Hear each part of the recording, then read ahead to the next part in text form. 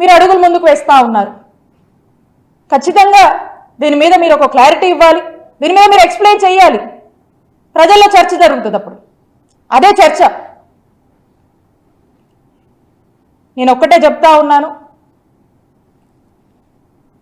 ఈ కుటుంబ ప్రభుత్వానికి నిన్న మేమున్నాం, నేడు మీరున్నారు, మళ్ళా రేపు మేము వస్తాం. గవర్నమెంట్ అనేది ఒక కంటిన్యూస్ ప్రాసెస్, ఇది ఒక కంటిన్యూస్ ఇన్స్టిట్యూషన్. కోట్ల మంది ప్రజలు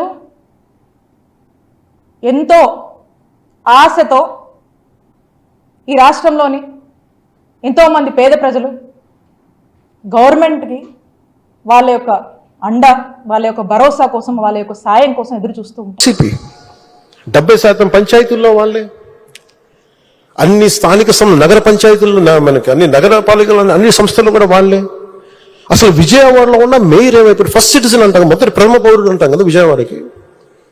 వాళ్ళకి బాధ్యత లేదా? వైసీపీకి బాధ్యత లేదా? ఎంతసేపు ఆయన విమర్శించడమేనా?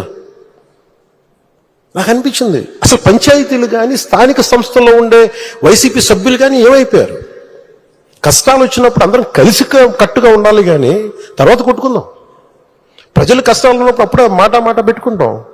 వాళ్ళకి అన్నం పెడతామా, ఆదుకుంటామా, లేదంటే వాళ్ళని కూర్చోబెట్టి తిడతామా పక్కన సహాయపడేవాళ్ళని. బురదలోకి దిగి, నీళ్ళల్లోకి దిగి ఆయన ఒకవైపు నడుస్తూ ఉంటే ఆయన అభినందించాల్సింది పోయి ఆయనకి పక్కన మన కూర్చోబెట్టి ఒక మాట అనుకుని ఉంటే చాలు చేసే వ్యక్తిని. ఆ రోజున ఆయన పడ్డ కష్టం నాకు నిజంగా నాకు గుండె చెమర్చింది. మీరు ఆ రోజు ఇచ్చింది, వరదలు ఇచ్చింది, గౌరవ ముఖ్యమంత్రి గారు చెప్తాను, మీరు చాలా చాలా వరదలు ఉన్న ప్రజలే కాదు సార్, మీరు ఒక అధినేత ఎలా ఉండాలి, ఒక ప్రభుత్వాన్ని నడిపే అధినేత ఎలా ఉండాలి మీరు దేశానికి చూపించారు చంద్రబాబు గారు. మనస్ఫూర్తిగా ఇన్స్పైర్స్. మీకు మాటలు పట్టడం కొత్త కాదు, కానీ మీరు చేసే మంచి పనుల్ని, మీరు చేసే ఈ కష్టాన్ని మేమందరం గుర్తించి మేము మీతో అండగా ఉంటాం. అలాగే నేను ఈ 100 రోజుల్లో కూడా కీలకమైన ఆంధ్రప్రదేశ్లో పంచాయతీరాజ్ సంబంధించి గ్రామీణాభివృద్ధి శాఖ సాధించిన పురోగతి మీకు నేను తెలియజేసుకుంటాను. 3 అంచెల స్థానిక సంస్థలకు నేరుగా 23-24 సంవత్సరానికి 15వ ఫైనాన్స్ కమిషన్ గ్రాంట్లు 2వ విడత దాని రూపొంది కింద 998.62 కోట్లు విడుదలయ్యాయి.